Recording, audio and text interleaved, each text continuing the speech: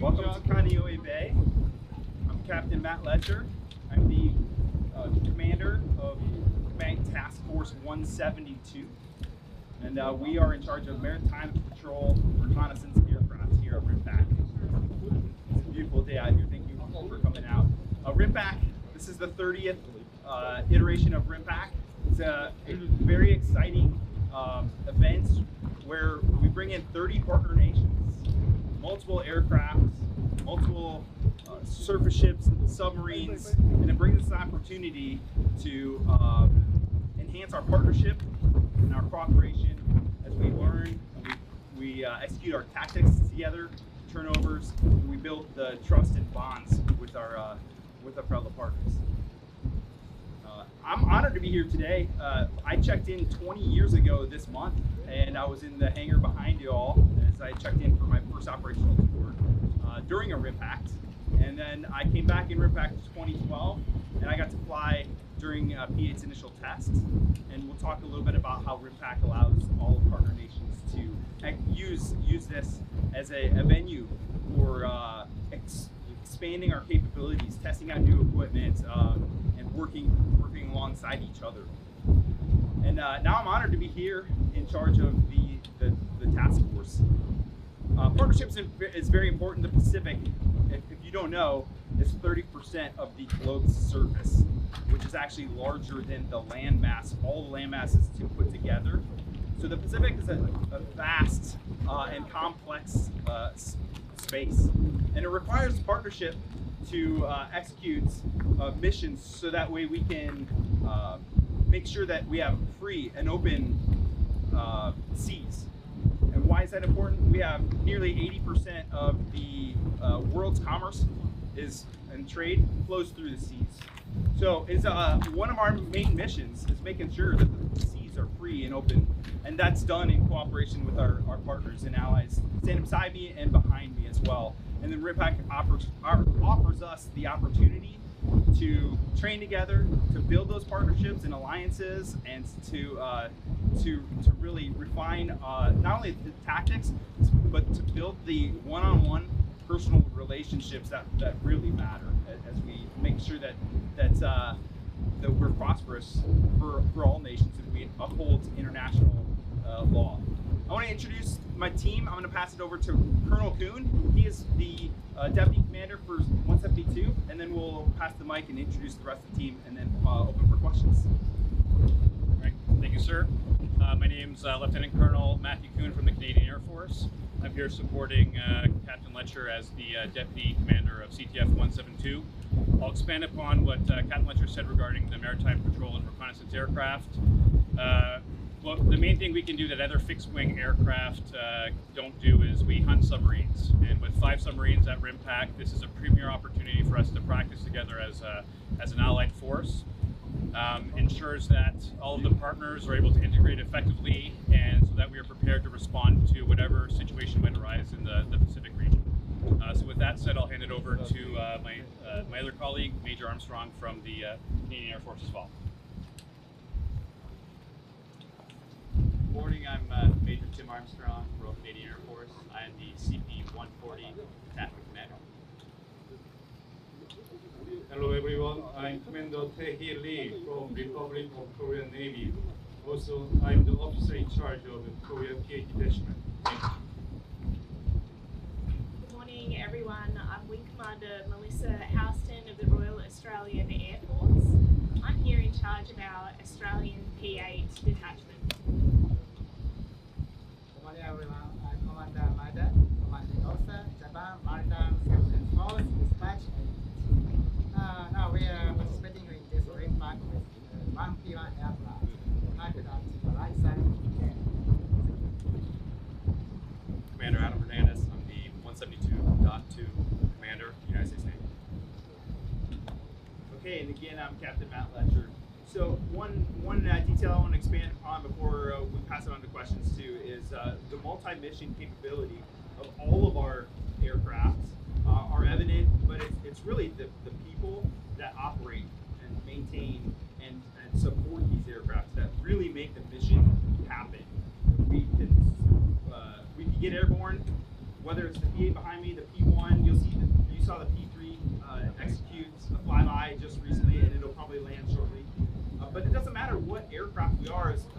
Maritime Patrol and Reconnaissance Force, we collectively work together, and we will execute on station. We can fly thousands of miles, and we can do missions such as surface warfare. We can find any contact on the surface. We do ASW, as I mentioned.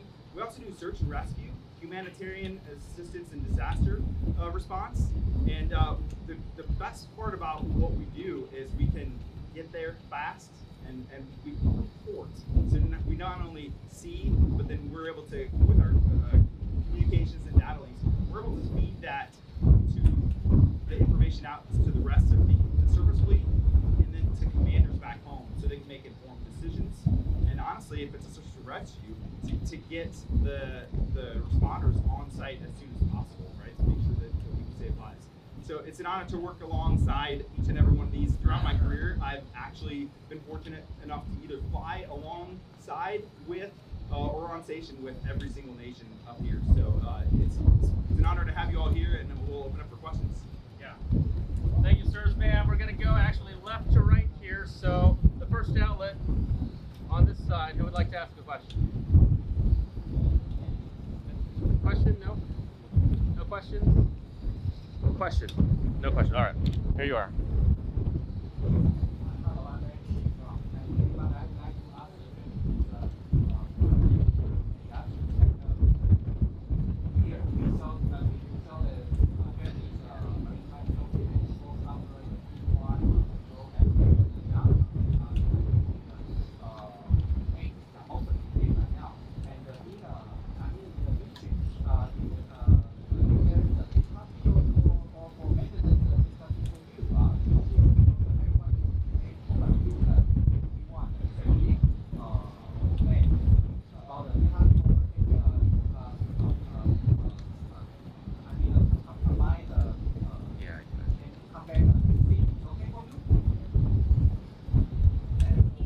Couldn't.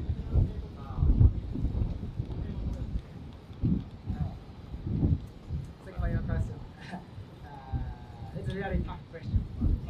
Okay, don't worry. And you have a question about availability of the craft, but we are now making everywhere to maintenance and keep our availability, aircraft availability. And actually, the availability is not so low compared to this aircraft or the aircraft. So this is mission. This is not a I have one hard follow-up, problem. right? Not a hard problem. Okay. Aircraft availability. Thank you. Okay. Okay, good? Okay. Next question, anybody? Translation. Do you need a translator? Okay.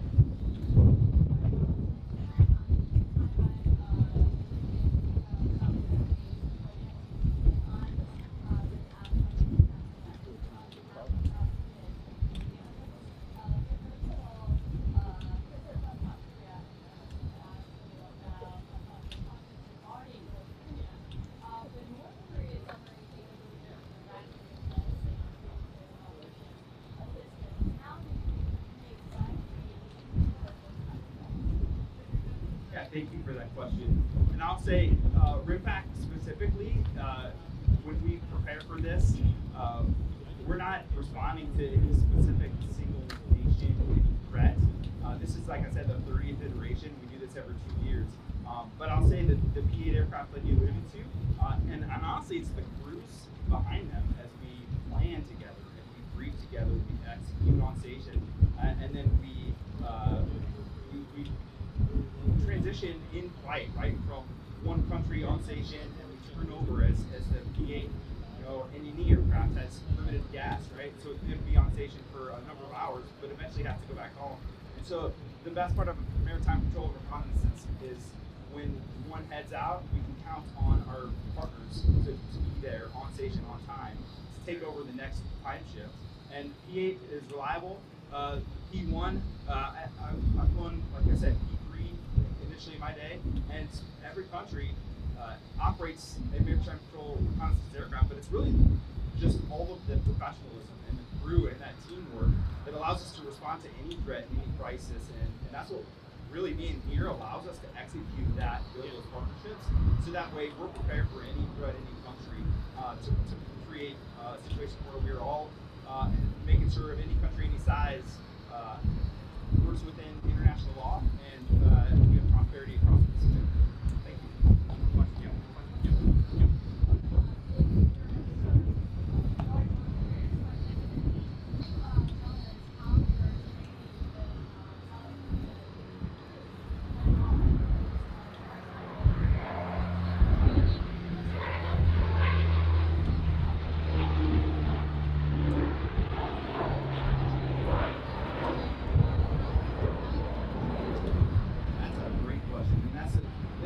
Why we're here at RIMPAC. It gives us the opportunity to do the basics. So yesterday, and throughout this RIMPAC, we execute different phases of flight iterations. And so we go through some more scripted events on submarines and other targets that we can practice some of the basic skills. And what we did over the last few days is we transitioned one aircraft, whether it's the U.S. plane on 61st, to turning over to 3 other aircraft and making sure that we were able to successfully turn over the contact of a thing below the waterline that you cannot see to another aircraft and another crew who doesn't actually speak the same language, but through our tactics and training and procedures and really it's the briefing and preparedness beforehand allows us to be successful on station. And so that's really the role here at RIMPAC is to build those connections because it is important for those turnover times that we can execute and do it efficiently, properly, and rapidly. Thank you.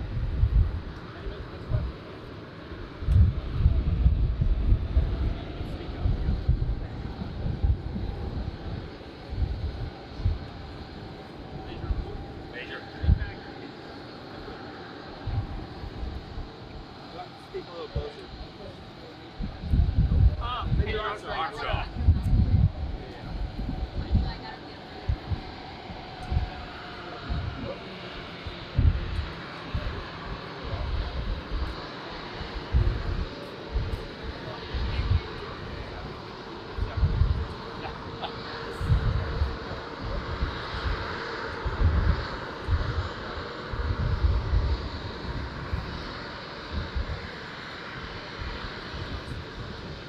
Question was on the CP-140. You've been older than its peers, like you said, capabilities and training. I can tell you that going available the aircraft is capable of modern communication. It's no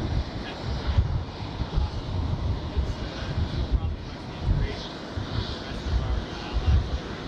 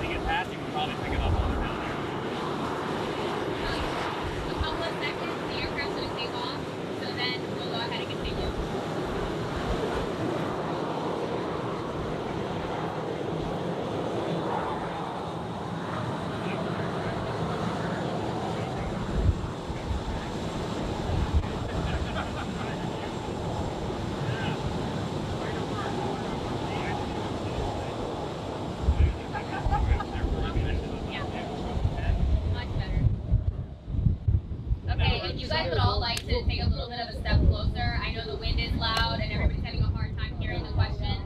And then I'm also going to ask the respondents if you could repeat the question in your response so that I think your mic might be a little bit better as well. So, sir, would you mind if we ask your question one more time? It looks really good, so I'm sure it's a perfect response.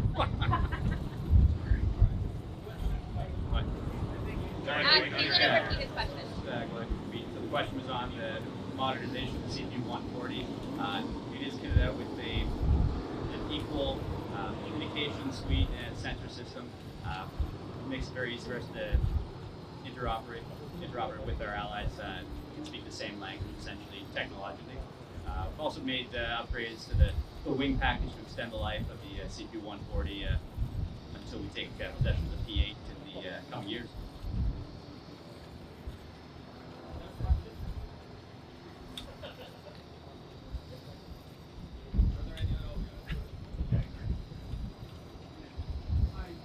Jay, not Zuma Press. I have a question about the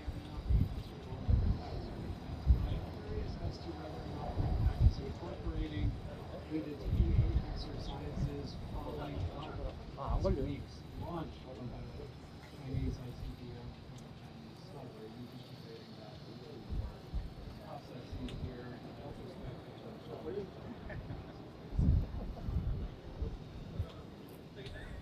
Yeah, I'll take that one. So the question was is there any integration, or I assume you're asking if we're bringing that scenario into our RIMPAC of any ICBM launches. I'll say this: the RIMPAC scenarios, we've developed these. That the planning starts 2 years prior, and so the planning for what we're doing here has been, it's not like a 2-year cycle. And so what we really do is we try to establish the building blocks throughout this phase that we're starting to fly, as you see aircraft about ready to take off. And we'll do basic track X's, we'll do some surface support, and to be honest, as third planners look for future, I can't speak for them what they'll integrate in based on recent events, but I do know that they put thought and planning into making this existing.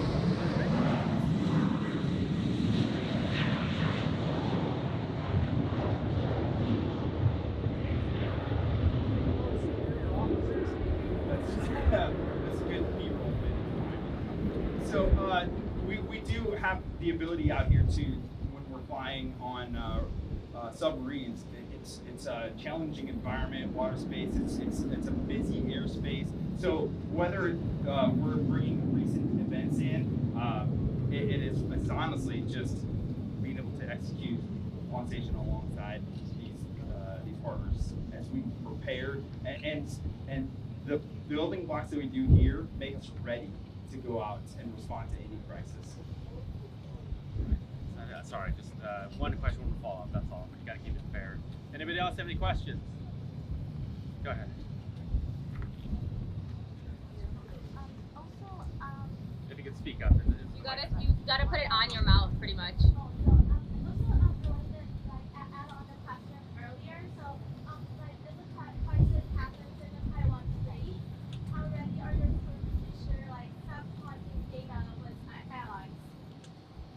Yeah, thank you. So the question is, how do we share the data with our allies, especially as submarine? And that's one of the main points of what we do here at RIMPAC, because it's only so useful if our one crew is on station and they have that information. But if they don't pass that to the crew that's coming behind them, or to the commander that is helping develop the common operating picture, and to understand the scope and the breadth of the entire battle picture, if it was for conflict, that's why we exist. So we have secure data links, and we have secure communications that make it possible for us to interoperate with our partners. And it doesn't matter what aircraft we're flying, we have the communication systems that make us be able to utilize the information back and forth between partner nations.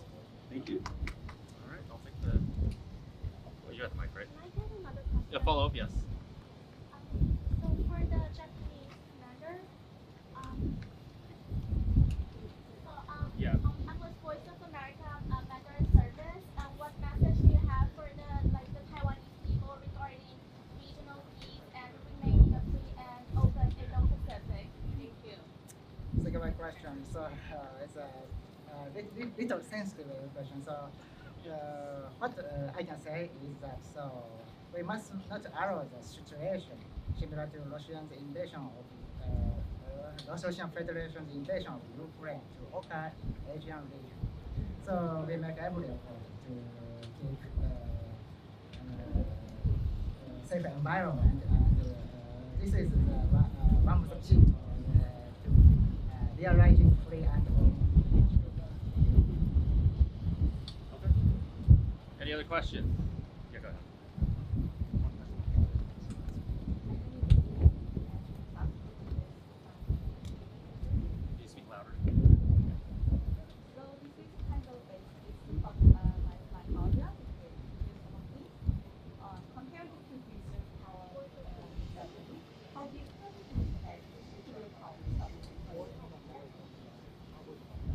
can initially take that, but I would love to pass it off to.